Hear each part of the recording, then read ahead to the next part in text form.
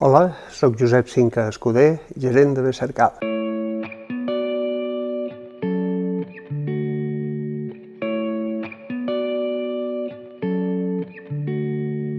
És l'evolució de la meva feina acabada en el tèxtil i vaig decidir passar-me al sector alimentari. Després d'una sèrie d'intents amb petites empreses que vaig muntar, va arribar a l'any 1996, que es va fundar Tes Industrial Europa. És la mateixa societat que encara, si tot va bé, l'any que ve celebrarem aquests 26 anys. La veritat, va ser l'evolució d'un sistema de control de producció i productivitat que jo havia estat treballant bé en els telers, a implantar-ho amb un escorxador.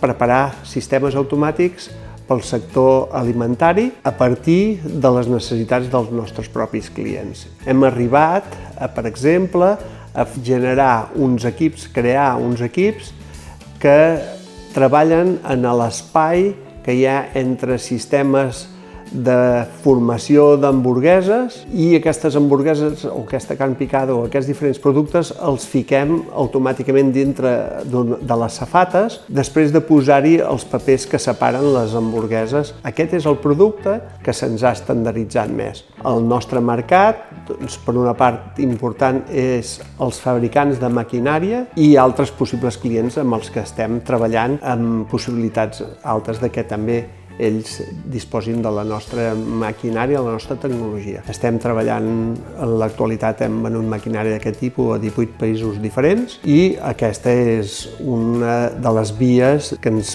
permet tenir una garantia d'estabilitat i creixement. Ens ha ajudat molt potenciar les eines de videoconferència i d'instal·lació remota. Com aquell qui diu, nosaltres vam començar l'època Covid instal·lant remotament equips des de Nova Zelanda, Canadà, etc. El personal pugui ser de la nostra zona sempre que n'hi hagi, que costa molt de tenir personal tècnic, que és una gran part de la nostra plantilla, i personal d'ofici també que siguin de la comarca o propers.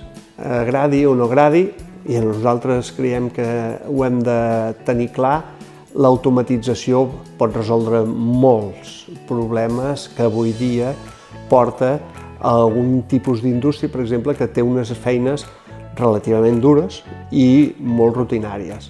L'automatització ajuda molt. Hi ha un tant per cent molt gran de la maquinària que hi haurà en els propers 10 anys que avui dia no existeix.